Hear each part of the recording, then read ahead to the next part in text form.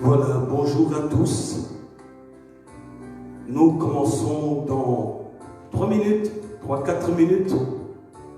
Alors connectez-vous, s'il vous plaît, connectez-vous et partagez ce culte, ce moment que nous allons passer ensemble. Nous commençons donc dans 3 minutes, 3-4 minutes.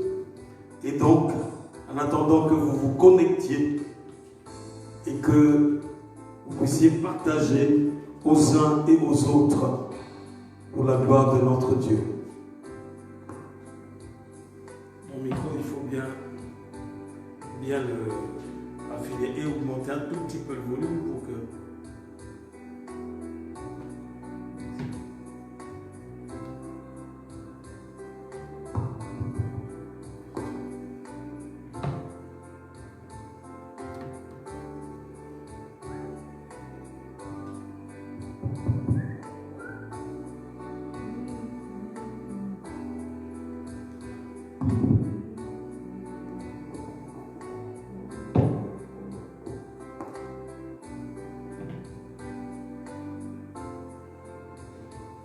Voilà, connectez-vous, connectez-vous, connectez-vous, s'il vous plaît. Partagez ce moment, partagez ce culte à vos familles, à ceux que vous aimez beaucoup, pour que nous puissions passer un moment agréable dans la présence de notre Dieu. Voilà, dans quelques minutes, nous commençons. Partagez ce moment, connectez-vous.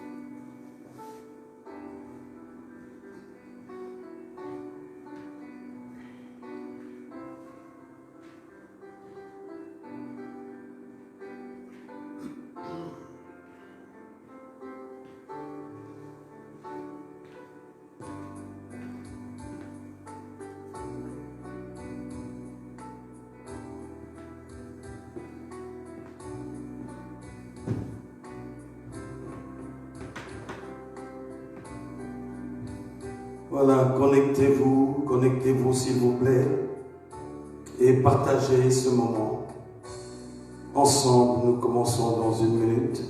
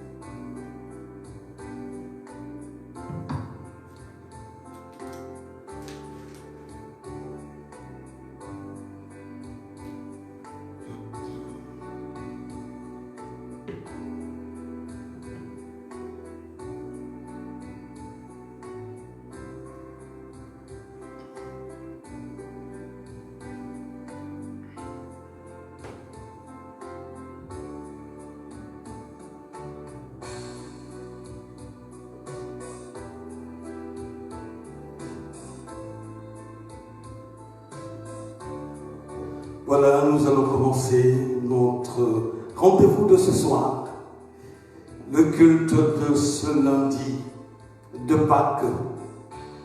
Et je souhaite à tout un chacun de vous une heureuse fête de Pâques.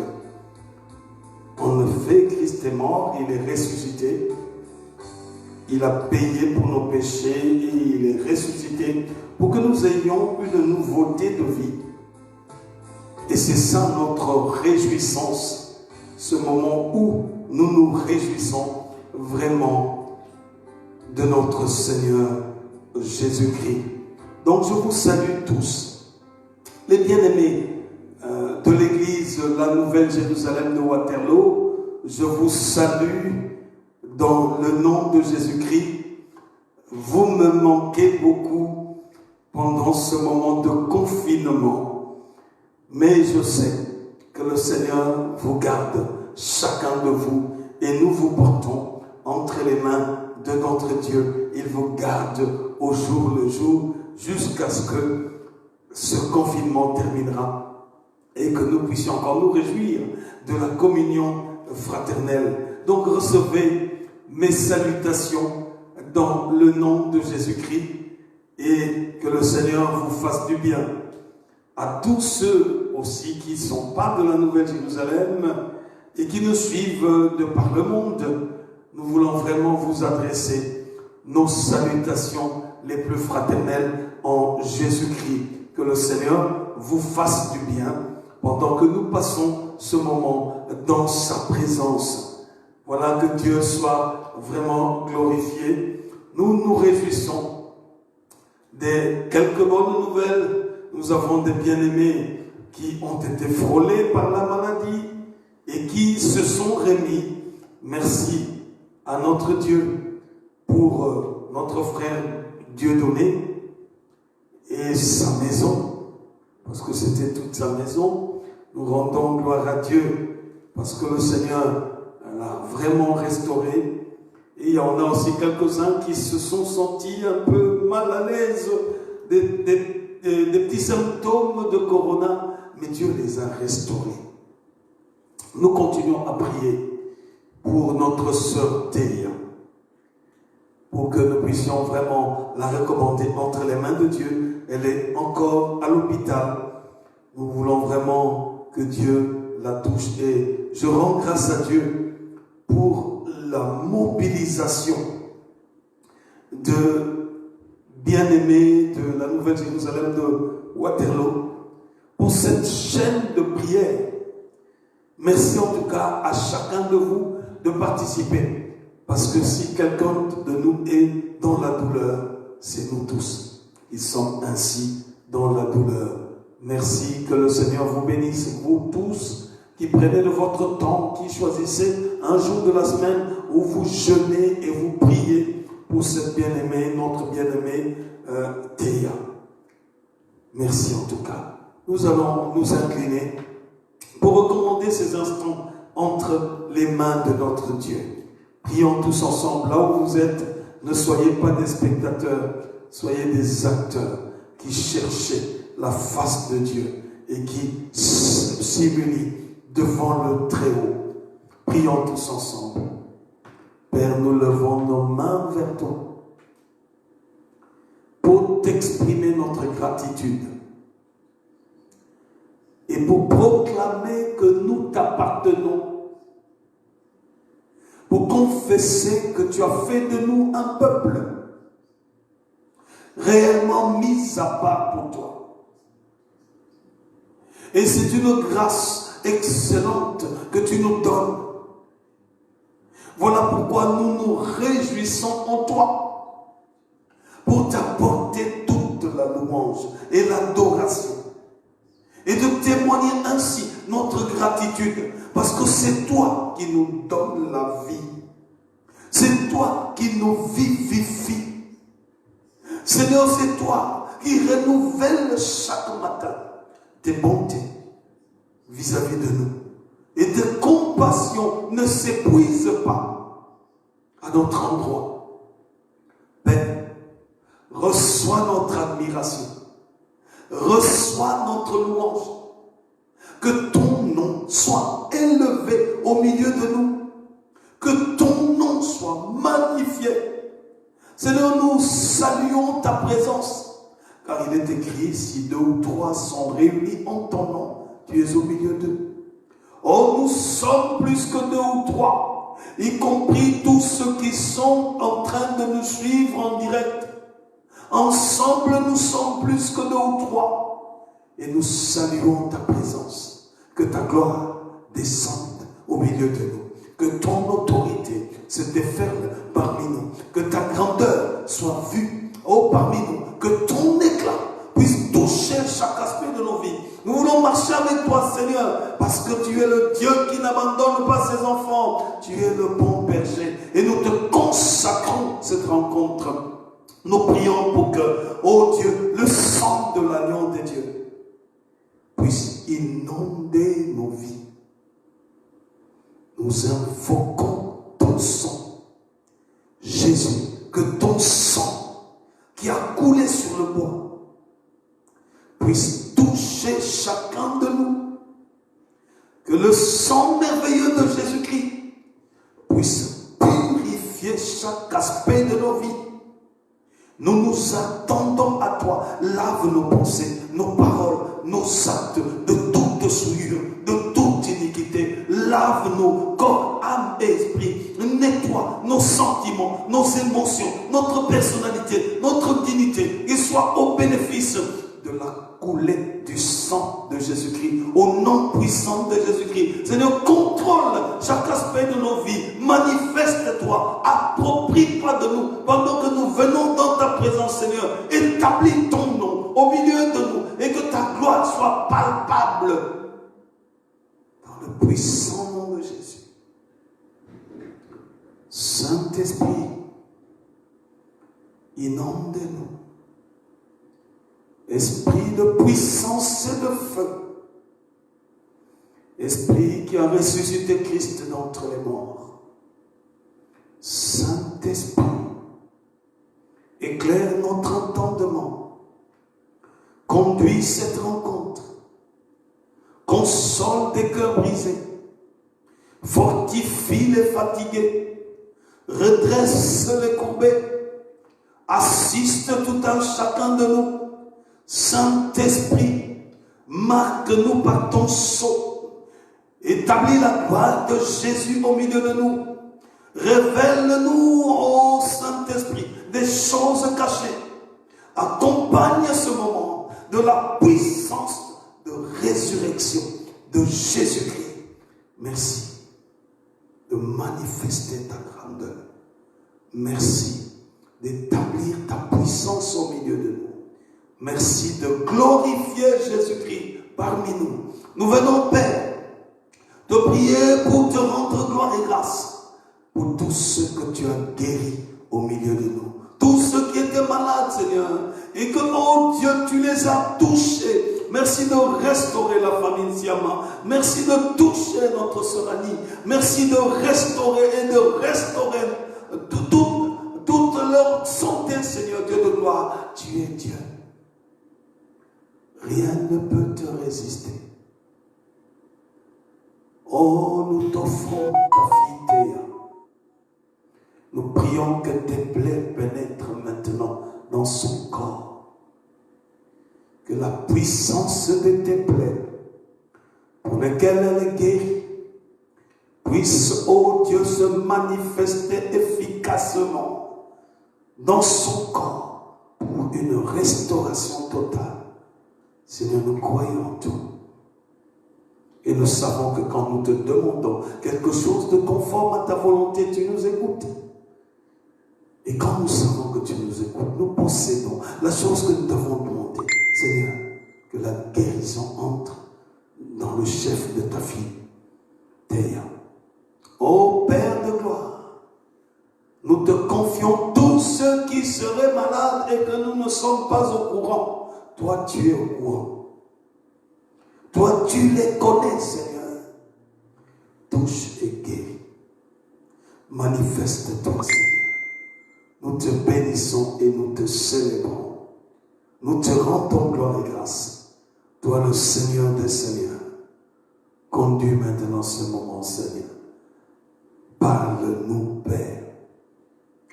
Édifie-nous, Seigneur Jésus. Que ta parole s'accompagne de toute la plénitude de de la puissance de ta résurrection. Saint-Esprit, berce nos cœurs par la parole de Jésus.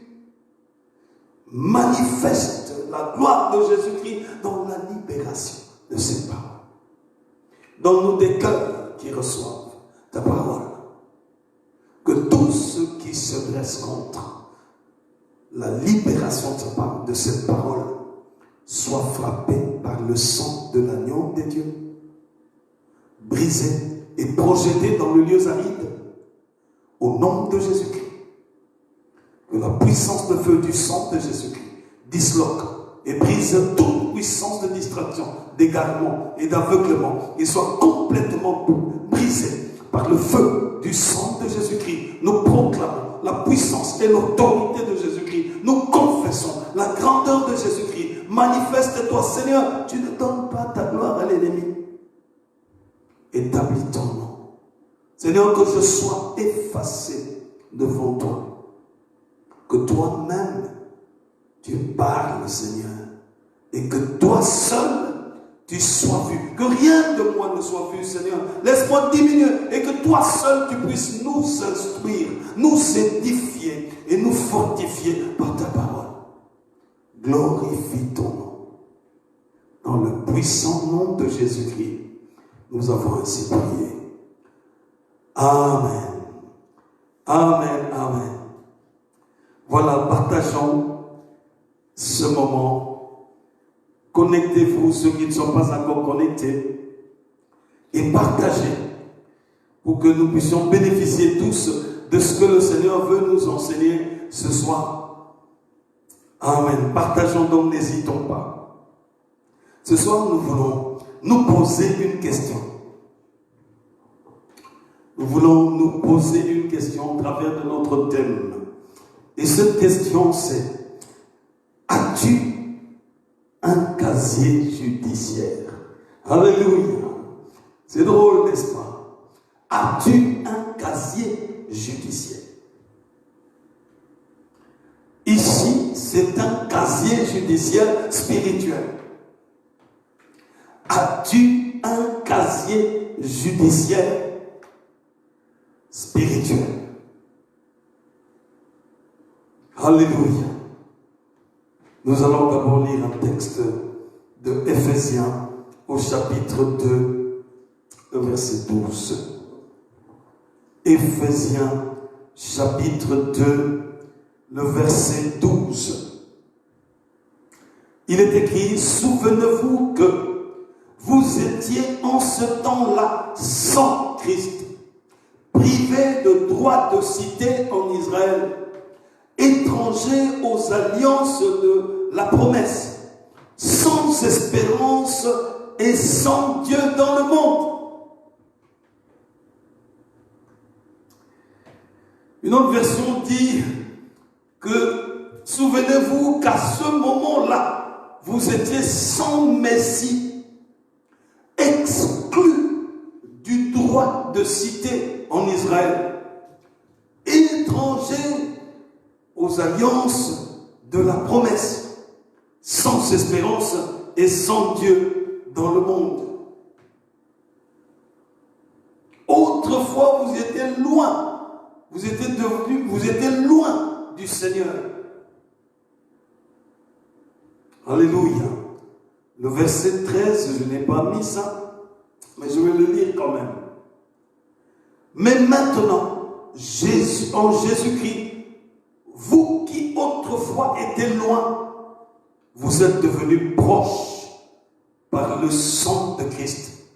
Je lis quand même ce verset 13 parce que je pense que c'est important. Ça nous apporte l'espérance que nous devons voir. Mais maintenant, en Jésus-Christ, vous qui autrefois étiez loin, vous êtes devenus proches par le sang de Christ. C'est la parole de Dieu. Frères et sœurs, quand on parle de casier judiciaire, c'est ça, nous devons nous poser un certain nombre de questions à la lumière de ce verset que nous venons de lire. être sans Christ. Être sans Christ. Ça veut dire quel est ton état maintenant? Est-ce que tu es sans Christ? Mais pourquoi tu es sans Christ? Quelle est la raison qui te met en dehors de la présence de Christ? Ce sont là des questions que nous devons nous poser. Quand on est sans droit de cité dans le royaume du Seigneur, ça veut dire qu'on ne se sent pas enfant, on n'est même pas héritier, on n'a aucun droit vis-à-vis de Dieu. Donc on n'a même pas le droit d'accéder à la vie éternelle que Dieu donne gratuitement par grâce au moyen de la foi. Parce que nous sommes sans Christ. Et donc, nous ne pouvons pas avoir le droit de cité dans le royaume de Dieu. Parce que c'est Christ qui donne ce droit. Et ce verset dit, on était étrangers aux alliances de la promesse, c'est-à-dire exclus. On est étrangers à ces alliances. La promesse que Dieu donne à ses enfants, puisqu'on est étranger sans Christ, cette promesse ne nous concerne pas si nous sommes étrangers aux alliances de la promesse de Dieu. Alors pourquoi es-tu étranger aux alliances de la promesse? Pourquoi? Est-ce que vous avez d'autres alliances, d'autres activités qui vous lient à autre chose que Jésus-Christ? L'idolâtrie, l'occultisme, la magie, la sorcellerie, l'envoûtement, la prostitution, plusieurs autres pratiques du péché qui vous éloignent de Jésus-Christ. Alors pourquoi tu es un étranger aux alliances de la promesse de Dieu? Il est bien clair qu'il faut discerner la raison pour laquelle on est étranger pour qu'on puisse trouver ce qu'il faut pour s'approcher de Christ. On est sans espérance à cause de la voie facile que l'ennemi donne. Beaucoup de gens sont séduits par l'ennemi. L'ennemi va vous donner vite de l'argent, mais avec des conditions de mort. Il va vous donner vite ce que vous cherchez, la promotion, le travail, vite, mais avec des conditions de mort. Et vendre son âme. Il va vous donner le védétariat, vous devenez vedette internationale ou mondiale, mais vous avez vendu votre âme. Est-ce que vous êtes sans espérance en Dieu à cause de la voie facile qu'on cherche, que l'ennemi donne facilement dans le but de séduire et de vous attirer vers la mort? Sans espérance. Est-ce que c'est la cupidité qui vous donne de détacher votre vie de Jésus-Christ pour chercher à outrance la cupidité? Est-ce la trahison? Pourquoi tu peux être sans espérance, sans Dieu? Il dit, mais c'est sans espérance. Ensuite, sans Dieu dans le monde. Et sans Dieu. Pourquoi es-tu sans Dieu? Parce que le besoin de l'homme ne peut être rempli que par la présence de Dieu en lui. Pourquoi est-ce que tu es sans Dieu? Est-ce que tu as remplacé la présence de Dieu par des idoles? Idolâtrie. Jusqu'à vendre ton âme au diable. Est-ce par pur choix que tu es sans Dieu? Ce sont là des questions que nous devons nous poser pour vraiment examiner examiner notre état. Si tel est le cas, alors, si on est dans cette situation-là, alors on a un casier judiciaire spirituel très chargé. Alors nous avons dans ce cas-là un casier judiciaire spirituel très chargé. Avant de continuer notre étude, je vais quand même essayer de définir ce qu'un casier judiciaire.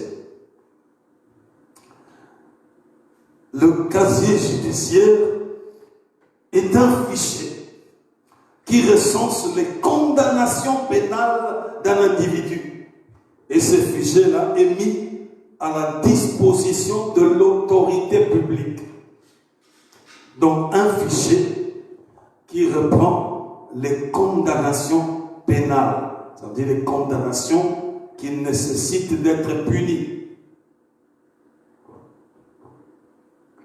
Les condamnations pénales d'un individu, et ce fichier est mis à la disposition de l'autorité publique.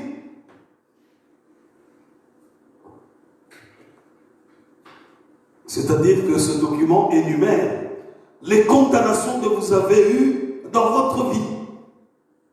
Il met en évidence vos méfaits. Ça peut être un meurtrier, un pédophile, un voleur, un violeur, quand on parle de vol à main armée, l'escroquerie, des délits de fuite après un accident de circulation à tort. Un pyromane, vous arrivez à l'été, dans le bois, vous mettez du feu, et les gens meurent, les maisons sont brûlées.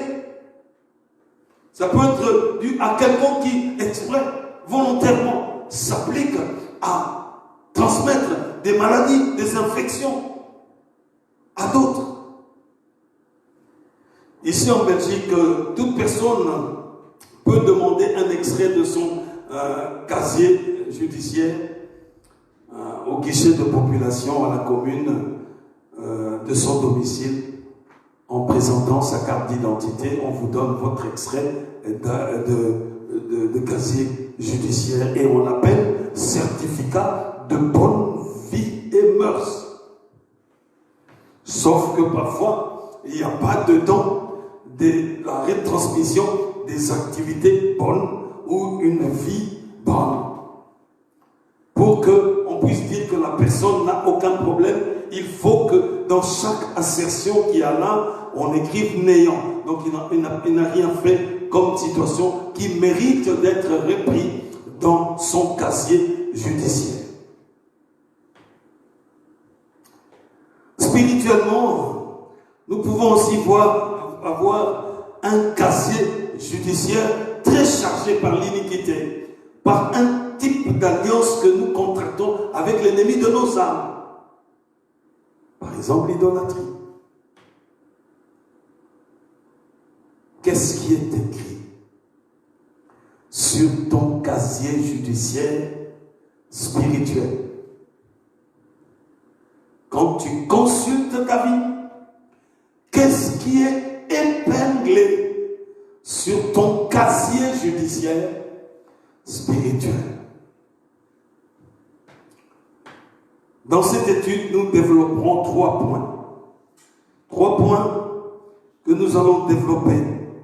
Le premier point, c'est la situation de mésentente avec Dieu. Le deuxième point, c'est une situation qui nécessite que Dieu fasse un casier judiciaire pour toi. Donc la réception de casier judiciaire spirituel. Et troisième point, comment être réhabilité? Comment peut-on être réhabilité de ce casier judiciaire spirituel lourd? Comment est-ce que nous pouvons être réhabilités? Sans délai, nous entrons dans notre premier point. La situation de mésentente avec Dieu. C'est une situation où c'est un conflit qui n'a pas presque pas été médité, mais ça arrivait. C'est-à-dire on est tombé. Donc, où il y a une possibilité d'être réconcilié avec Dieu. Et nous lirons le texte de 2 Samuel, chapitre 12, de 1 à 14. Le texte de 2 Samuel, au chapitre 12, versets 1 à 14. 2 Samuel, chapitre 12, le verset 1 à 14. L'Éternel envoya Nathan vers David. Et Nathan vint à lui et lui dit, il y avait dans une ville 2 hommes, l'un riche et l'autre pauvre. Le riche avait des brebis et des bœufs en très grand nombre. Le pauvre n'avait rien du tout, qu'une petite brebis. Il l'avait achetée et il la nourrissait et elle grandissait chez lui comme ses enfants. Elle mangeait de son pain, buvait de sa coupe, dormait sur son sein et il la regardait comme sa fille. Un voyageur arriva chez l'homme riche et le riche n'avait pas voulu toucher à ses brebis ou à ses bœufs. Pour préparer un repas au voyageur qui était venu chez lui, il a pris la brebis du pauvre et l'a apprêtée pour l'homme qui était venu chez lui. La colère de Dieu s'enflamma violemment, la colère de David s'enflamma violemment contre cet homme.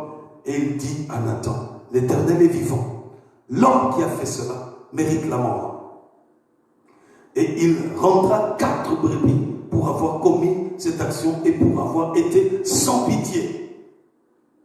Et Nathan dit à David, tu es cet homme-là.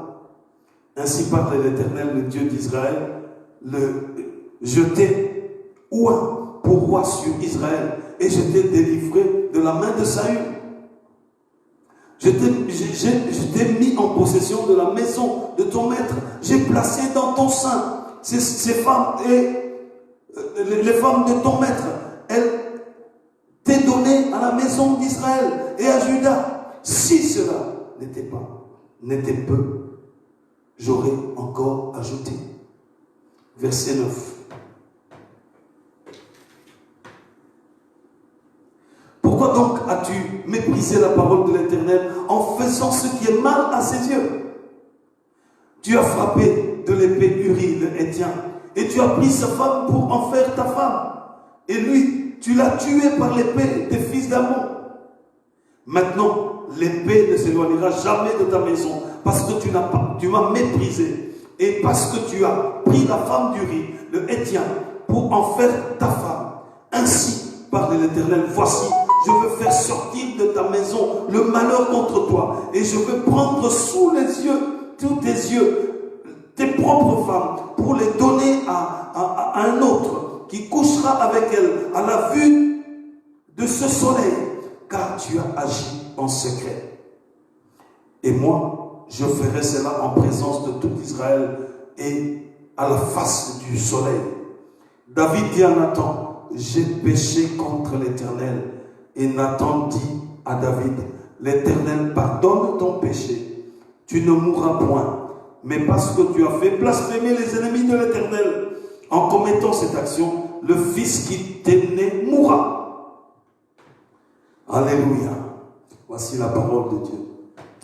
Ici David, pendant qu'Israël était en guerre avec les fils d'Ammon, David se promenait sur le toit de sa maison. Et là, pendant qu'il se promenait en hauteur, il voit une femme, une belle femme, en train de se laver.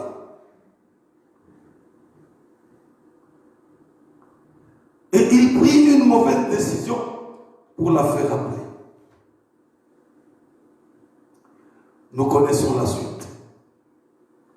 Frères et sœurs, nous devons faire attention à la pornographie.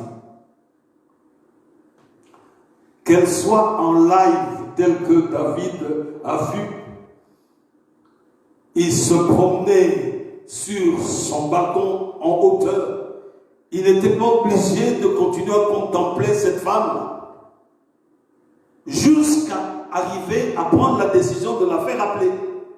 Il n'était pas obligé. Vous pouvez se dire tout simplement, c'est une erreur. En fait, c'est une femme d'autrui. Et se retourner. Donc nous devons faire attention à toute forme de pornographie. Il y en a des pornographies en live. C'est comme ce que David a vécu. Ou alors, par vidéo. Toute forme de pornographie qui nous emmène dans une vie de souillure devant le Seigneur et dans une vie d'adultère.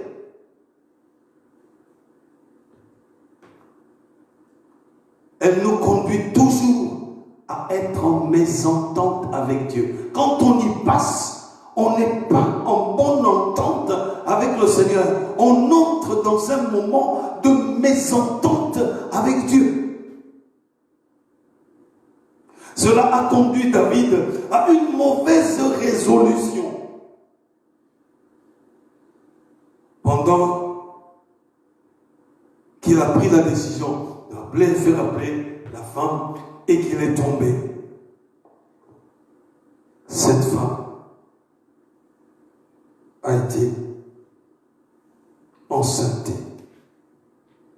Ça veut dire qu'après le contact, elle attendait famille.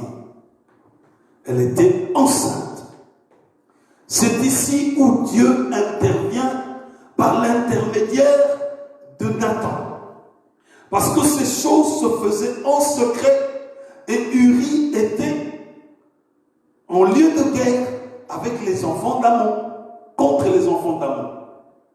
Et donc ceci se fait en secret.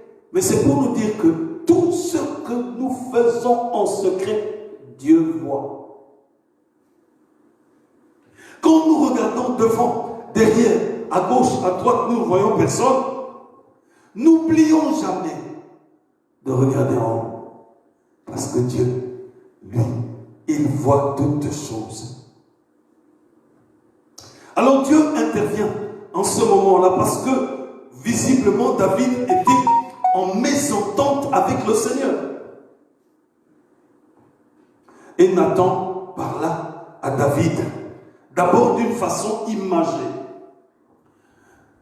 On peut découvrir ici la sagesse de Nathan.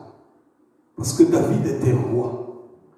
Dans sa façon de parler, il n'a pas du tout blessé l'amour propre de David. Il a parlé de façon imagée pour faire comprendre à David l'injustice en utilisant des personnes totalement anonymes. Ce n'est par exemple pas le cas de Jean-Baptiste où il a été très dur vis-à-vis d'Hérode qui a pris Hérodias, la femme de son frère. Il a été vraiment dur et ça lui a coûté la prison. Donc Nathan est venu très méthodiquement pour présenter le problème de façon à amener David à la compréhension de l'injustice. Et c'est alors qu'il va révéler à David que c'est lui qui est cet homme-là. Parce que Dieu lui a donné tout. La royauté. Et s'il avait besoin de femme, il pouvait en avoir. Mais il a préféré tuer le mari pour la femme dans l'adultère.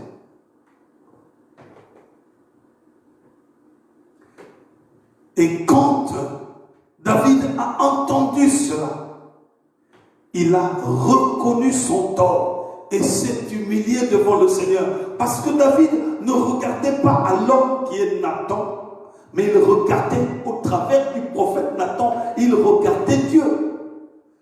Et il a compris qu'il est en mésentente avec Dieu. Il n'est pas en mésentente avec Nathan, mais il est en mésentente avec Dieu. Donc sa situation, il doit la régler avec le Seigneur. Quand quelqu'un comprend qu'il est en mésentente avec Dieu, c'est alors que Dieu ne lui donne pas de casier judiciaire. preuve est qu'il a dit que ton péché est pardonné. Et tu ne mourras pas. Mais il y a quand même des conséquences qui doivent advenir. Ce que tu as fait en secret, on te le fera publiquement.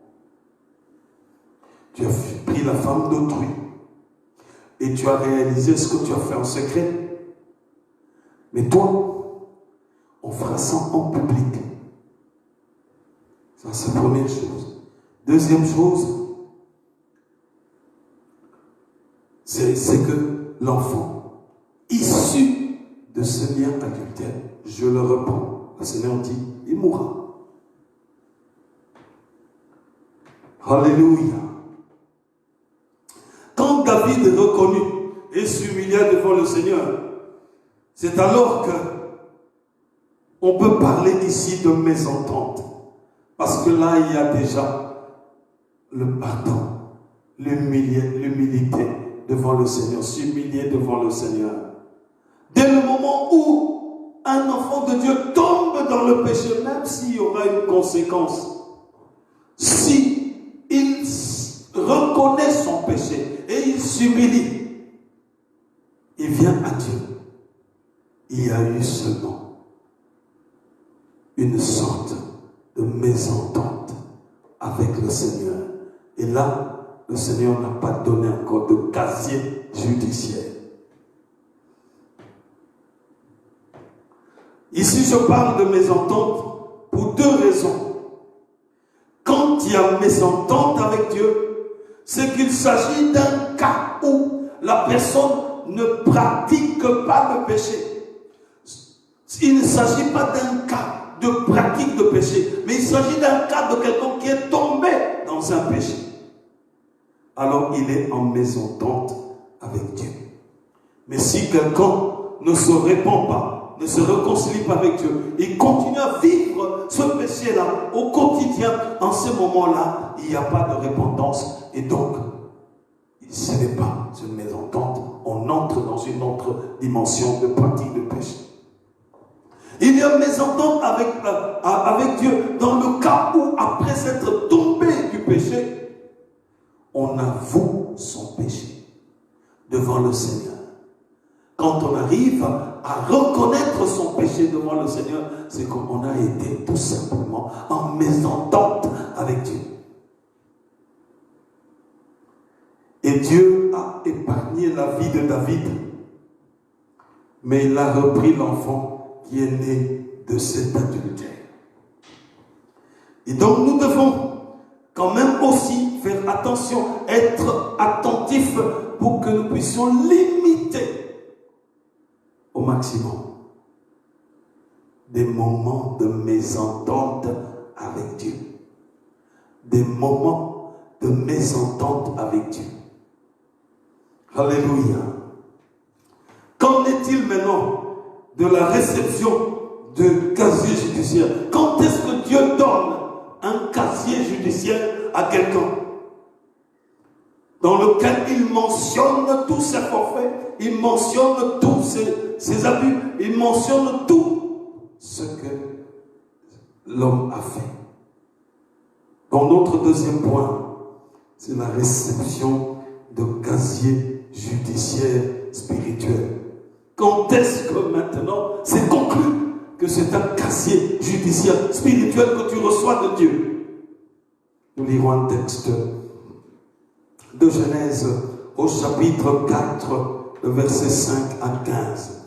Genèse chapitre 4, le verset 5 à 15. Nous lirons dans le nom de Jésus. Mais il ne porta pas un regard favorable sur Caïn et sur son offrande. Caïn fut très irrité et son visage fut abattu. Et l'Éternel dit à Caïn: pourquoi es-tu irrité? Et pourquoi ton visage est-il abattu? Certainement, si tu agis bien, tu relèveras ton visage. Et si tu agis mal, le péché se couche sur la porte et tes désirs se portent vers toi. Mais toi, domine sur lui Cependant, Caïn adressa la parole à son frère Abel. Mais comme ils étaient dans les champs, Caïn se jeta sur son frère Abel et le tua. L'Éternel dit à Caïn, où est ton frère Abel? Il répondit, je ne sais pas, suis-je le gardien de mon frère? Et Dieu dit, qu'as-tu fait? La voix du sang de ton frère crie de la terre jusqu'à moi. Maintenant tu seras maudit de la terre qui a ouvert la bouche pour recevoir de ta main le sang de ton frère. Quand tu cultiveras le sol, il ne te donnera plus sa richesse. Tu seras errant et vagabond sur la terre. Caïn dit à l'Éternel, mon châtiment est trop grand pour être supporté. Voici, tu me chasses aujourd'hui de cette terre. Je serai caché loin de ta face. Je serai errant et vagabond sur la terre. Et quiconque me trouvera me tuera. L'Éternel lui dit, si quelqu'un tuait Caïn, Caïn sera vengé cette fois. Et l'Éternel mit un signe sur Caïn pour que quiconque le trouverait ne le tuera point. Alléluia. Ici, nous voyons que c'est un tout autre cas. Caïn n'est pas tombé dans le péché. Il a bel et bien pratiqué le péché. Il a été mis en garde, prévenu, conseillé par Dieu. Mais il n'a pas tenu compte de cela. Quand nous pratiquons le péché, nous ne tenons plus compte du conseil de Dieu. Nous ne tenons plus compte de la parole de Dieu. Nous ne tenons plus compte des affermissements que les uns et les autres peuvent nous prodiguer. Nous les supprimons de notre vue et nous faisons, nous refaisons et ça devient l'habitude et nous pratiquons cela. Pour arriver à pratiquer le péché, il faut vraiment faire un effort pour balayer tous les conseils qu'on a. Tous les conseils qu'on reçoit. Ça, c'est la première des choses. Il faut vraiment faire un effort sérieux pour refuser d'écouter sa conscience. Parce que la conscience est une voie interne que Dieu a établie dans tout un chacun de nous. Et il y a inscrit sa loi. En ce moment-là, on rentre dans la dimension de pratique de péché. Ici, il faut dire que Caïn était vraiment jaloux de son frère. Et ça rentre aussi en ligne de compte. Son frère qui était pour rien, ce n'est pas lui la cause de non-exaucement de Dieu ou de non-appréciation de l'offrande qu'il a adressée à Dieu. La situation de Caïn arrive fréquemment dans la vie de ceux qui n'aiment pas voir les autres progresser, ceux qui n'aiment pas voir les autres prospérer, ceux qui n'aiment pas voir les autres réussir, ceux qui n'aiment pas voir les autres bénis. Ils sont toujours en train de se comparer les uns les autres. Ils sont toujours en train de s'estimer, de faire une compétition les uns les autres. Et quand l'autre réussit beaucoup plus, la jalousie commence. Et le comportement d'une personne jalouse commence à s'exprimer. Malheureusement, on trouve aussi ces situations à l'église où les gens sont jaloux du progrès, que ce soit un progrès spirituel, un progrès matériel ou financier, des uns et des autres au sein de l'église. Alléluia. Et donc ce sentiment-là conduit les enfants de Dieu à commettre parfois des choses monstrueuses, des choses vraiment inouïes au sein de l'église. Ce par colère, il est fâché que l'autre puisse progresser, que l'autre puisse avancer. Après que Caïn ait commis l'irréparable, il refuse de collaborer avec Dieu et de s'humilier. Et ça, c'est une condition aussi pour que Dieu établisse son casier judiciaire spirituel. Il refuse. de collaborer. Il refuse de s'humilier devant le Seigneur. Alors Dieu écrit quelque chose dans son casier. Alléluia. Dieu écrit quelque chose d'insupportable dans son casier judiciaire. Et voici le casier. De quoi est composé le casier judiciaire de Caïn? Ce qu'il a fait comme forfait. Meurtrier, vagabond, perpétuel. Ça, c'est le premier point. Donc, c'est un meurtrier, vagabond, perpétuel. Quelqu'un qui a tué et qui est en vagabondage perpétuel. Deuxième chose dans son casier judiciaire spirituel, c'est que c'est une personne maudite qui est vouée à la pauvreté. Une personne, un individu maudit, voué à la pauvreté. Parce que le sol sur lequel il marche ne lui produira plus rien, dit l'Éternel. Et donc, comme il n'aura plus la productivité parce que c'est un agriculteur, il est voué à la pauvreté. Troisième chose qui est décrite dans le casier judiciaire spirituel de Caïn, c'est qu'il a reçu une marque d'intouchabilité. Donc personne ne peut toucher. Il a reçu une marque pour que tout celui qui le rencontre ne le touche pas et le laisse dans son état de vagabond perpétuel et de maudit. Qu'il puisse vivre cet état de vagabondage et d'une personne maudite. Or, le caractère de vagabond, c'est le caractère de Satan. Dieu a demandé à Satan, d'où viens-tu, où vas-tu? Il dit non, je veux me promener et je suis en train de me promener seulement comme ça. Il lui a posé la question, est-ce que tu as vu Job? Donc le caractère de Satan, c'est un vagabond.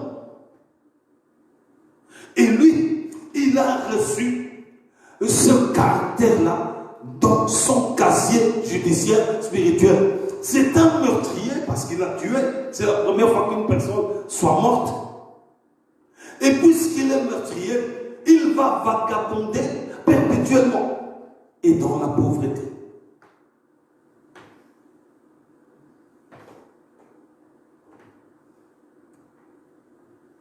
Est-ce que c'est une situation, c'est cette situation-là, tu la vis? Est-ce que tu es un meurtrier qui, à cause de cela, vagabonde, tu n'es plus stable? Est-ce qu'à cause des forfaits que tu fais, la pauvreté te rejoint? Ici, nous avons assisté à la verbalisation de Dieu contre Caïn. Donc, il a verbalisé Caïn. Et cette verbalisation s'est inscrite dans son casier judiciaire spirituel. As-tu déjà été verbalisé par Dieu? Est-ce que Dieu t'a déjà verbalisé? Il t'a donné une amende. Il t'a donné une punition. Ici, Dieu a verbalisé Caïn. Je vais vous donner un autre exemple de verbalisation. Un exemple de verbalisation, nous lisons le texte de Romains au chapitre 6, le verset 23. Ici, la verbalisation générale de tous ceux qui sont dans le péché, qui vivent et qui pratiquent le péché. Romains chapitre 6, le verset 23. Car le salaire du péché, c'est la mort. Mais le don gratuit de Dieu, c'est la vie éternelle en Jésus-Christ, notre Seigneur. Car le salaire du péché, c'est la mort. Mais le don gratuit de Dieu, c'est la vie éternelle en Jésus-Christ, notre Seigneur. Tout celui qui pratique le péché et qui refuse de se repentir et d'être réconcilié avec Dieu reçoit ce verdict. Ça veut dire la mort. Dans son casier judiciaire spirituel, il est écrit le nom du péché et le verdict, la punition. Donc, quand on s'éloigne de Dieu et qu'on reçoit la verbalisation de Dieu, on est au courant du péché qui est l'objet de la mort. Le casier judiciaire te montre ton péché. C'est-à-dire le Saint-Esprit te convainc de ton péché et il te convainc qu'à cause du péché, tu reçois la mort. Si tu ne réagis pas pour revenir devant le Seigneur, le verdict reste. Et pourtant, il y a quelque chose d'étonnant dans ce verset. Sur ce casier judiciaire, cet exemple de verbalisation, Dieu met quelque chose de spécial. Il dit, mais le don gratuit de Dieu, c'est la vie éternelle en Jésus-Christ notre Seigneur. Le don gratuit de Dieu, c'est la vie éternelle en Jésus-Christ notre Seigneur. Ça veut dire que dans un document qui montre la verbalisation de Dieu, qui est lié ce verset de Romains chapitre 6, le verset 23, dans ce document-ci, le verbalisateur, ça veut dire Dieu, mentionne qu'il se porte garant. Dieu se porte garant pour payer ton infraction, pour t'éviter de vivre la conséquence de ta faute. Le verbalisateur met dans le casier judiciaire une assertion qui montre que il se porte garant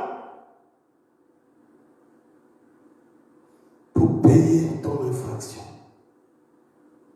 pour t'éviter de vivre la conséquence de ta faute.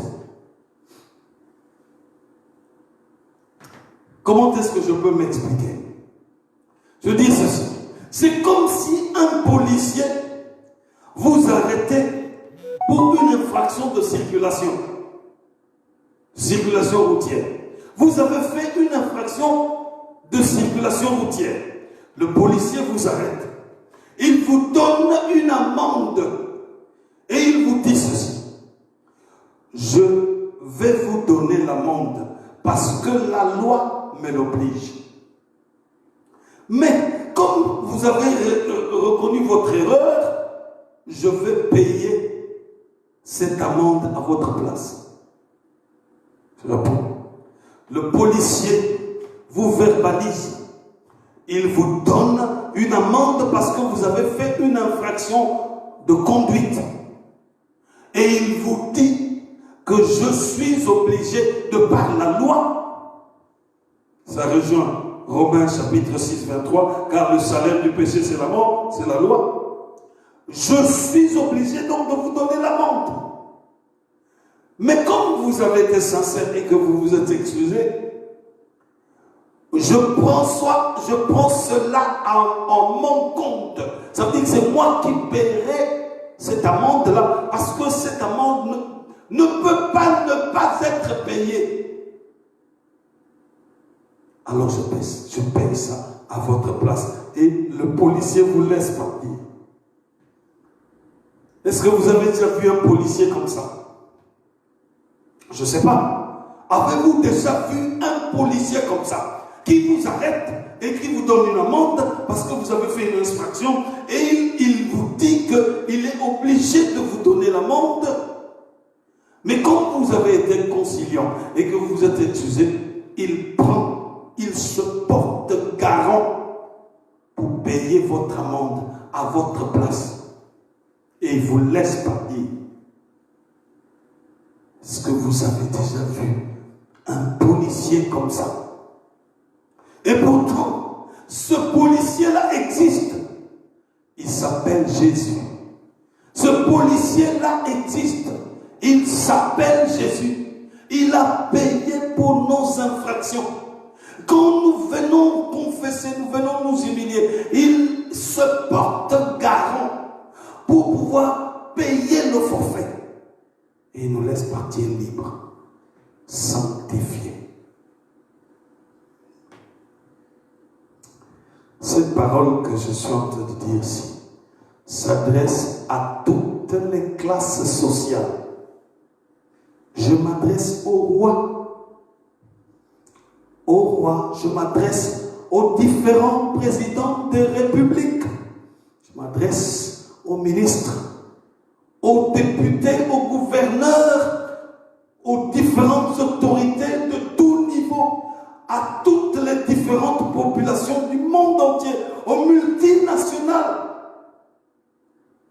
Car nous sommes dans le temps de la fin. Nous devons comprendre les saisons de Dieu. Nous sommes dans le temps de la fin. Dieu ne s'occupe pas de nos titres. Il s'occupe du fait que nous sommes créés à son image et à sa ressemblance. Et il nous aime. Donc c'est pour ça cette parole-là est pour toutes les couches sociales. S'il y a des rois qui entendent cette parole-là et qui sont en infraction devant le Seigneur, ils ont un casier judiciaire spirituel. S'il y a des présidents de la République qui sont en infraction devant le Seigneur et qu'ils ont un casier judiciaire spirituel chargé et qu'ils ont le sang dans les mains, c'est maintenant qu'il faut réagir devant le Seigneur pour revenir pendant qu'il a encore temps. Chère autorité, avez-vous le sang dans les mains? Cher roi, le roi de rois s'est porté garant pour vous. Chers ministres, chers députés, chère population de tout niveau, de toute pointure, de toute race, le roi de rois s'est porté garant pour vous, pour que vous ne soyez pas disqualifiés par un casier judiciaire lourd devant lui. Il y a des termes tels que, je vais citer, il y a des termes tels que je vais citer qui constituent même des griefs de casier judiciaire. Il y a des termes tels que occultisme, illumination, idolâtrie, adultère, meurtre, pédophilie, auteur et utilisateur des armes de destruction massive qui peuvent être des armes biologiques, chimiques, technologiques, comme nous le connaissons maintenant là, le Covid-19, ces vaccins de mort, comme nous le connaissons là, le réseau 5G, etc. Est-ce que ces termes-ci sont-ils écrits dans votre casier judiciaire spirituel? Est-ce que vous vous reconnaissez dans ces termes-là? Est-ce que ces termes-là sont inscrits dans votre conscience?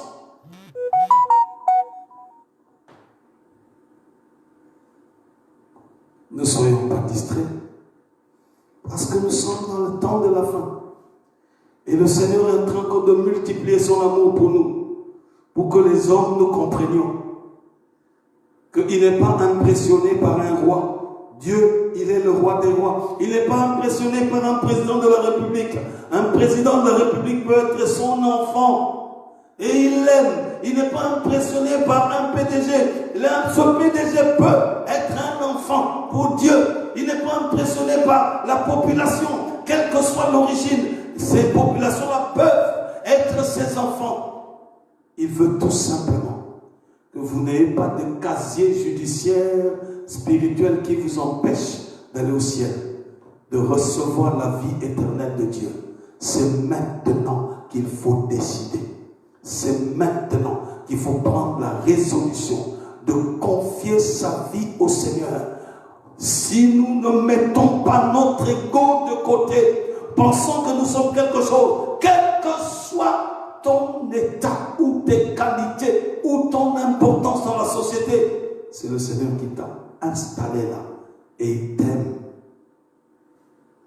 Alléluia. Alléluia. Il est important de savoir personne ne peut pas se tromper lui-même. Quand nous parlons de ces termes, pour ne citer que cela, il y en a pléthore. Quand nous parlons de ces choses-ci, on ne peut pas se tromper soi-même. Et on ne peut pas tromper Dieu. On ne peut pas chercher à tromper celui qui vous aime, qui est Dieu, qui s'est érigé en gage pour vous. Et donc ressaisissons-nous. Frères et sœurs, il existe de casiers judiciaires définitifs. Ici, quand j'ai parlé de casier judiciaire spirituel, jusqu'ici, la personne peut venir et se réconcilier avec Dieu. Mais je veux parler d'un casier judiciaire définitif. Ça veut dire que la condamnation est marquée et c'est déjà fait, c'est éternel. La condamnation est définitive. Et donc quand on arrive à ce casier judiciaire spirituel définitif, c'est que là, vraiment, on est voué à l'enfer sans problème.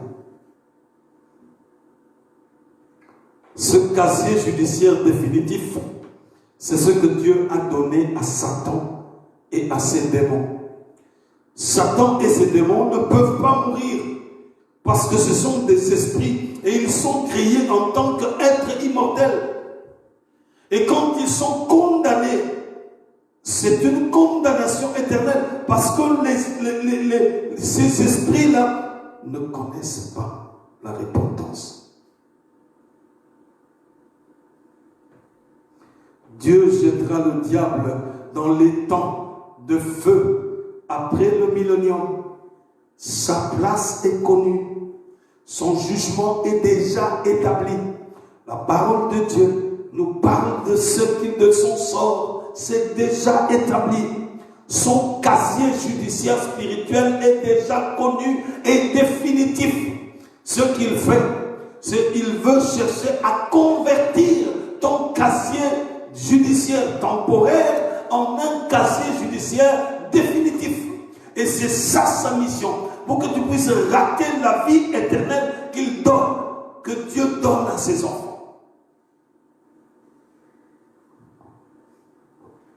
Le texte d'Apocalypse au chapitre 20, le verset 10, je n'ai pas mentionné ça.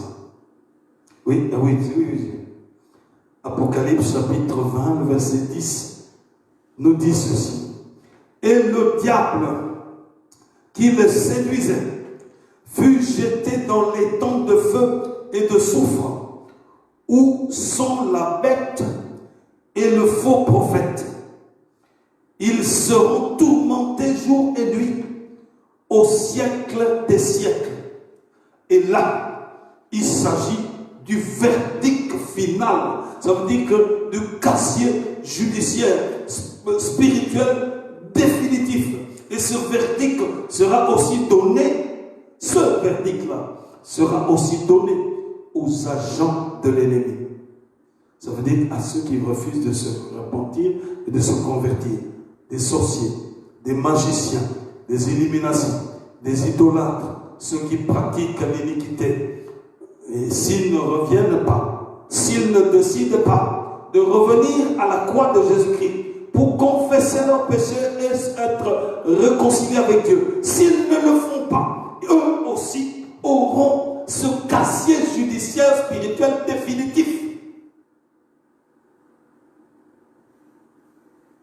Alors qu'ils peuvent venir à Christ, qui les aime.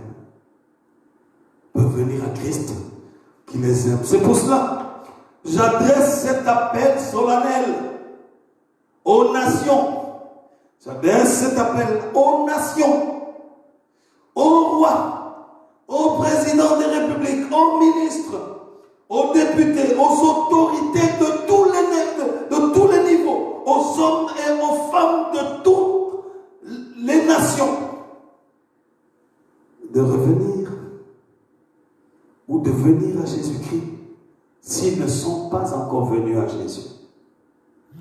Si vous entendez ceci, et que vous venez à Jésus-Christ, gloire à Dieu, que le Seigneur soit glorifié. Mais si vous n'êtes pas encore revenu à Jésus-Christ, Ne regardez pas ce que vous êtes, parce que ce que vous êtes n'est rien devant Dieu. Venez à Jésus. Venez être réconciliés à Christ. Venez recevoir la vie de Dieu gratuitement. C'est une grâce que nous obtenons au moyen de la foi.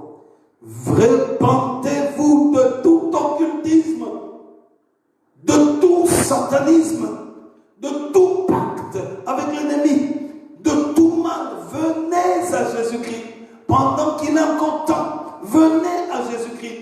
Ne vous entêtez pas. Venez à Jésus-Christ. Vous qui êtes déterminés à éliminer le maximum possible de la population mondiale par cette épidémie, par cette pandémie que vous avez créée. Revenez à Jésus. Revenez à Jésus-Christ. Vous qui ne jurez que par le gain d'argent et êtes prêts à optimiser vos gains, même si toute la terre est pleine de cadavres, parce que vous refusez de donner les bons soins. Les bons soins pour guérir les gens, vous les cachez et vous les interdisez. Et tous les soins qui conduisent à la mort, c'est ce que vous promulguez comme loi. Si vous êtes dans ce cas-là, revenez à Jésus-Christ. Revenez à Jésus-Christ. Revenez à lui. Alléluia. Tous ceux qui s'entêtent pour apporter des vaccins de mort, ils savent très bien qu'ils sont en train d'apporter la mort. Ils le savent. Ils méditent même sur ça. Arrêtez vos vaccins de mort avant que Dieu ne vous frappe. Réponds. Arrêtez vos vaccins de mort avant que Dieu ne vous frappe. Ce Dieu-là vous aime. Revenez à lui. Arrêtez vos vaccins de mort avant que Dieu ne vous frappe. Revenez à lui parce qu'il vous aime. Vous n'aurez pas dit que toute votre vie, vous n'avez pas écouté l'évangile. Vous n'avez pas écouté l'amour de Dieu. Dieu vous le dit dans cette saison, peut-être pour une dernière fois. Revenez à lui pour que vous receviez de lui le pardon et que vous soyez réconciliés avec lui et que vous receviez sa vie, la vie éternelle qu'il vous donne gratuitement.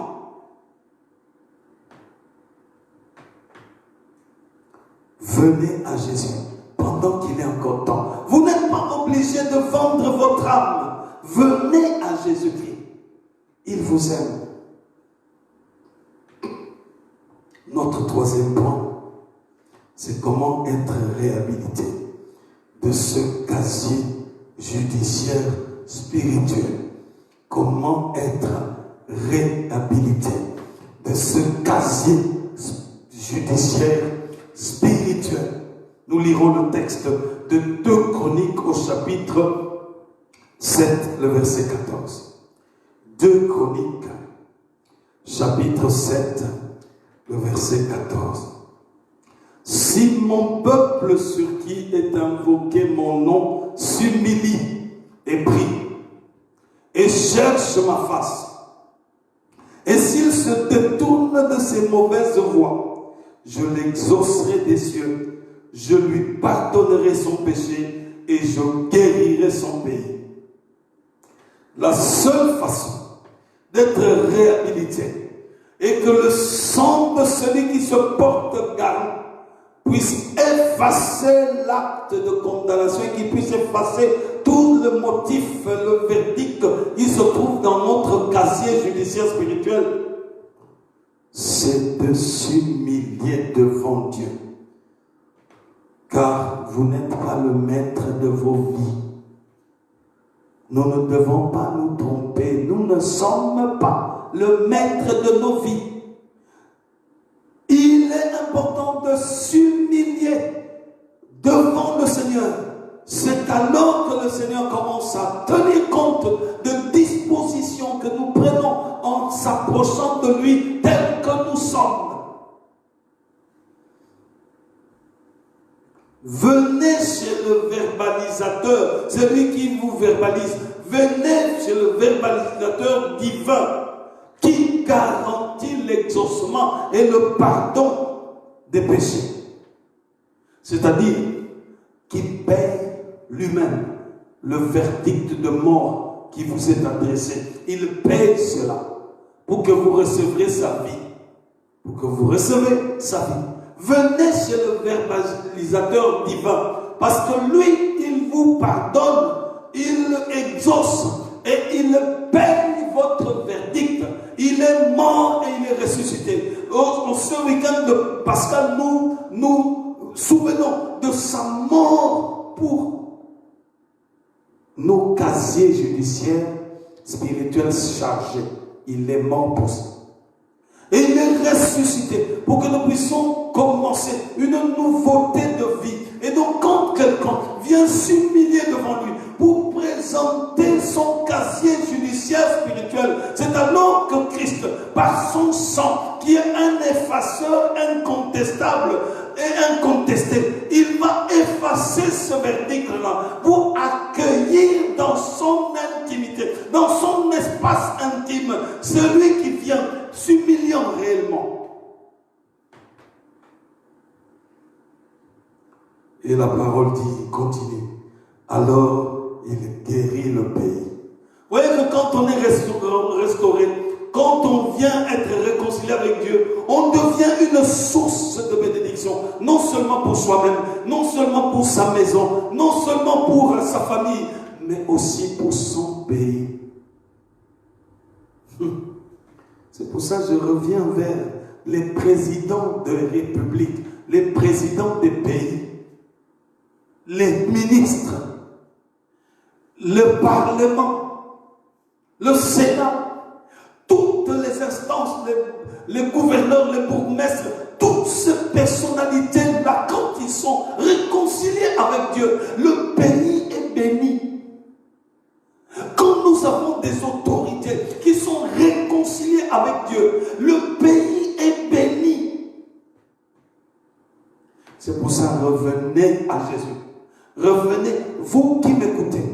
Jésus vous aime. Revenez à Jésus-Christ parce que vous serez des sources de bénédiction pour vos pays.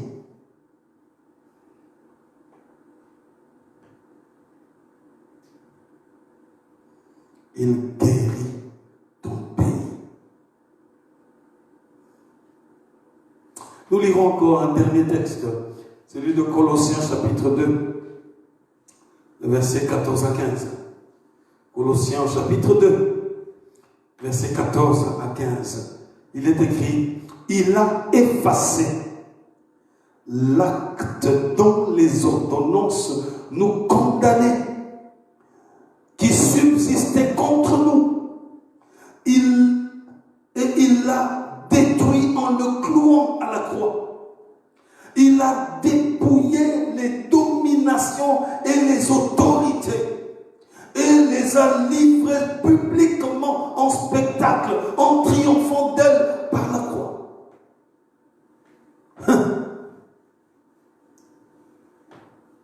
Il a commencé d'abord par le casier judiciaire spirituel. Il a effacé l'acte dont les ordonnances vous condamnez, les actes dont les ordonnances vous condamnez, qui se figurent sur votre casier judiciaire spirituel. Il l'a effacé par son sang qui gomme cela proprement.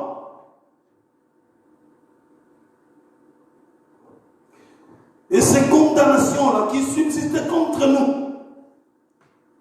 il a effacé ça. Il a réduit ça en néant, en étant cloué sur la croix.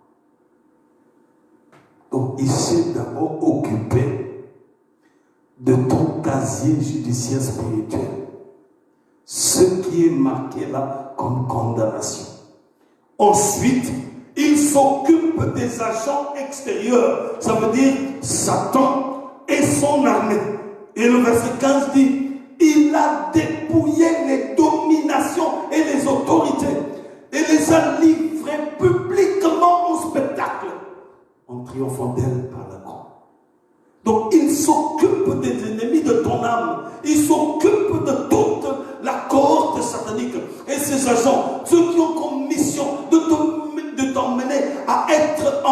contradiction avec Dieu, à être en problème avec Dieu, pour que tu puisses aller les accompagner en enfer. L'enfer n'a pas été créé pour toi. L'enfer a été créé pour ces gens-là, pour ces dominations, ces autorités-là.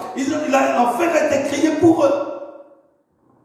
Et quand il a effacé l'acte de ta condamnation, il s'occupe maintenant de tes ennemis. Et c'est là où tu es tiré d'affaire pour être réhabilité de l'accusation, du verdict qui se trouvait être dans ton casier judiciaire spirituel. Pour que ton casier, sur ton casier, soit écrit néant. Ça veut dire qu'il n'y a aucune infraction pour laquelle tu dois mourir. Parce que Christ a tout nettoyé. Alléluia. Il a tout nettoyé. Et il a tout nettoyé. Alléluia. Prends la résolution ce soir. N'attends pas demain. Prends la résolution ce soir et n'attends pas demain pour te confier à Jésus. Renouvelle ton alliance avec le Seigneur. Renouvelle ta relation avec Jésus-Christ. Nous approchons de la fin des temps. Renouvelle ta relation avec Jésus-Christ. Attache-toi à Jésus-Christ afin que tu puisses constamment avoir un casier judiciaire vierge, un casier judiciaire vierge, un casier judiciaire spirituel vierge. Oh, remets-toi entre les mains de Jésus-Christ. C'est lui ton Seigneur, c'est lui ton Sauveur, c'est lui qui t'aime. Et il t'aimera toujours. Entre ses mains, personne ne peut te confisquer. Entre ses mains, personne ne peut te confisquer. Il est le bon berger. Il est le bon berger. Prends des résolutions ce soir. N'attends pas demain. Prends des résolutions ce soir. Et n'attends pas demain. Viens te confier au Seigneur. Viens être réconcilié avec Dieu. Ou alors viens accepter Jésus-Christ comme Seigneur et Sauveur. Dis-lui que tu l'aimes. Dis-lui que tu lui donnes ta vie. Dis-lui que tu te remets entre ses mains. Montre-lui l'étendue de ta vie. Montre-lui ton casier judiciaire spirituel afin qu'il puisse effacer tout acte de condamnation et que tu sois restauré. Alléluia. Nous voulons prier. Nous voulons prier ensemble pour conclure ce moment.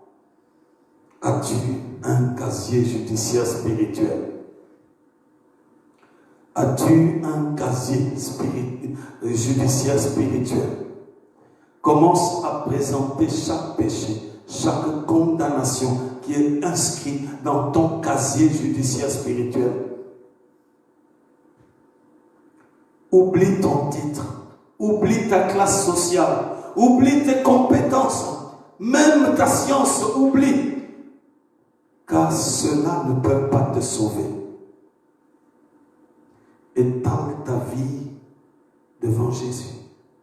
Vas-y, élève ta voix là où tu es. Étale ta vie devant Jésus. Lève ta voix là où tu es. Étale ta vie. Montre-lui les limites de ta vie. Montre-lui le verdict sur ton casier judiciaire spirituel. Montre-lui ton état d'âme. Montre-lui ton état de marche avec lui. Montre-lui ton cœur, toutes les dispositions de ta vie. Montre-le-lui et humilie-toi devant lui. Ne sois pas distrait pendant ce moment. Remets-toi entre les mains de Jésus-Christ. Parle-lui. Montre-lui l'exactitude de ta vie. Parce que quand tu t'humilies, c'est là où il te restaure. C'est là où il te redresse.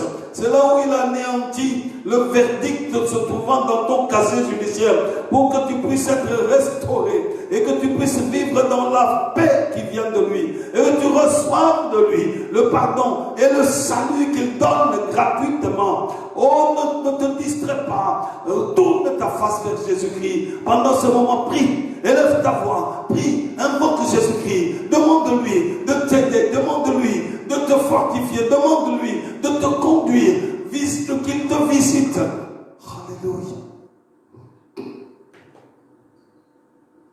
Applique tes plaies sur chaque casier judiciaire spirituel que tes enfants te présentent. Applique Oh Dieu, applique ton sang. Donne à tes enfants le cœur, le désir du cœur de te chercher. Alléluia. Que des hommes et des femmes soient sauvés, Seigneur. Oh, libère ta puissance de restauration. Que des hommes et des femmes soient sauvés, Seigneur Dieu de gloire. Manifeste ton amour afin que des hommes et des femmes comprennent ton amour, Seigneur Dieu de gloire, et qu'ils viennent à toi. Toi, le réparateur de brèches. Et suis le verdict établi dans chaque casier judiciaire.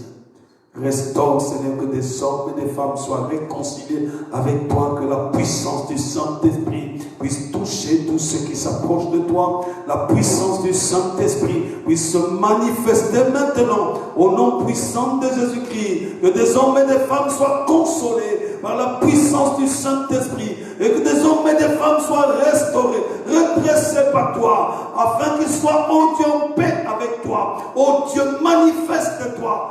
Toi, le Seigneur des Seigneurs. Oh Jésus, la gloire à toi, la majesté à toi. Nous voulons prier pour tous ceux qui sont malades, ceux qui sont encore à l'hôpital, ceux qui sont sortis de l'hôpital, ceux qui sont malades à la maison, pour cette pandémie de coronavirus. Nous voulons demander à Dieu sa grâce. Que Dieu donne des médicaments efficaces pour soigner cela.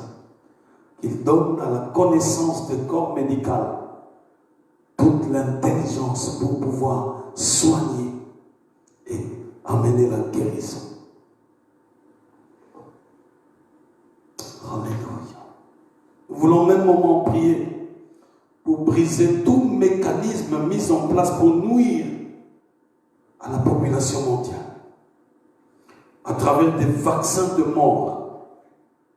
Que Dieu puisse déjouer ces mécanismes et que Dieu s'occupe de ceux qui s'entêtent pour cela, ceux qui ne veulent pas arrêter. Que Dieu s'occupe d'eux pour les briser véritablement. Seigneur, nous te prions pour tous tes enfants qui sont malades. Père, ceux qui sont encore à l'hôpital, écoute nos supplications en leur faveur. Père, nous te supplions que tes plaies entrent en eux et que la puissance de guérison de Jésus-Christ se manifeste. Souviens-toi de Maman Théa. Oh, nous la recommandons entre tes mains, Seigneur. Nous prions pour que toi-même tu la touches, Papa. Tu es le Dieu de guérison. Guéris-la. Nous nous attendons à toi, Seigneur. Guéris-la. Te remercions pour la restauration de notre bien-aimé Dieudonné et sa maison. La restauration de Maman Annie et sa maison. Seigneur, nous te prions, Père. Nous te bénissons parce que tu es le Dieu qui manifeste ta grandeur. Tu es le Dieu qui protège tes enfants, Seigneur Dieu Tout-Puissant. Te sommes reconnaissants. Oh Dieu, pour tout ce que tu ne cesses de faire. Console ceux qui sont éprouvés, ceux qui ont perdu les leurs. Nous prions pour que tu consoles ceux qui sont endeuillés. Nous prions pour que toi-même, tu pourvoies en toutes choses pour l'animation, surtout dans ces moments de confinement. Nous nous abandonnons entre tes mains. Console tes enfants, Seigneur. Console, Papa. Manifeste ta gloire. Oh Dieu, établis ton nom au milieu de nous. Nous prions pour tous les mécanismes mis en place pour nuire par ces vaccins, qui soient disloqués par le feu du sang de Jésus-Christ. Nous désorganisons tous ces mécanismes, ces mises en place, ces apports de vaccins de mort. Nous les soumettons au sang de Jésus-Christ. Oh Dieu, élève la conscience, surtout des Africains, pour le refus massif de la mort dans le nom puissant de Jésus-Christ. Oh, crée des conditions telles que tu, oh Dieu, tu puisses ridiculiser tous ces acteurs de vaccins de mort, qu'ils soient ridiculisés comme jamais ils n'ont été ridiculisés. C'est non parce qu'ils méprisent la vie, Oh Dieu, manifeste-toi. Agis, Seigneur de gloire. Que nos programmes soient déjoués par le sang de l'agneau de Dieu. Seigneur, occupe-toi de ceux qui s'entêtent jusqu'à nuire, Seigneur. Occupe-toi de ceux qui refusent d'abandonner ce projet parce qu'ils veulent la mort de beaucoup. Seigneur, toi-même, occupe-toi d'eux. Pour la gloire de ton nom. Augmente, Seigneur, l'humilité dans les populations les plus fragiles. Augmente l'humilité dans les populations, Seigneur Dieu de gloire, les moins équipées, comme celle d'Afrique. Interviens, Seigneur, agis pour la gloire du nom de Jésus-Christ. Nous voulons prier pour la repentance de nos dirigeants. Seigneur, parle à tous les dirigeants, ceux qui s'estiment importants dans le monde. Tu sais les toucher. Rencontre-leur dans leur couche pour leur montrer que c'est toi le Dieu créateur. Les toucher jusqu'à ce qu'ils viennent à toi pour reconnaître que tu es Dieu. Occupe-toi de chaque dirigeant. C'est toi qui les as mis en place. Tu sais ébranler leur cœur. Seigneur, rencontre-les dans leur bouche pour montrer ta suprématie et ton autorité. Accorde-leur, Seigneur, de s'humilier devant toi, parce qu'ils n'ont pas de choix. Seigneur, donne-leur de te connaître et de voir ta puissance, parce que c'est toi le Saint des Saints. Nous prions pour que nos pays puissent être dirigés par ta sagesse. Nous prions pour que la sagesse se développe et, oh Dieu, soit donnée aux dirigeants de nos pays, Seigneur. Donne la sagesse et donne le respect de la vie. Nous prions pour que tu donnes à nos dirigeants le respect de la vie dans le puissant nom de Jésus. Seigneur, merci pour ta parole. Merci, oh Dieu, parce que tu agis dans la vie de ton peuple, Seigneur. Merci parce que tu opères des hauts faits et des grandes choses. Seigneur, nous nous réjouissons en toi parce que tu es le Dieu qui nous restaure. Que ta parole puisse porter du fruit dans le cœur de tes enfants, dans la vie de tes enfants, et qu'ainsi tu sois glorifié. Que la grâce de notre Seigneur Jésus-Christ, l'amour de Dieu notre Père et la communion du Saint-Esprit nous accompagnent toute cette soirée. Nous avons ainsi prié au nom du Père, du Fils et du Saint-Esprit. Amen. Voilà. Nous avons fini notre rencontre. Que le Seigneur vous bénisse. Notre prochain rendez-vous de direct, c'est ce vendredi-ci, le vendredi à 19h. Dans l'entretemps, je vous laisse entre les mains de Dieu. Que le Seigneur vous donne sa joie et qu'il protège chacun de vous et que vous soyez vraiment en paix. Donc nous nous rencontrons le vendredi prochain. Et merci pour toute l'équipe de chaîne de prière. Que le Seigneur vous bénisse aussi, qu'il vous fasse du bien. Bonne soirée à tous dans le nom de Jésus-Christ.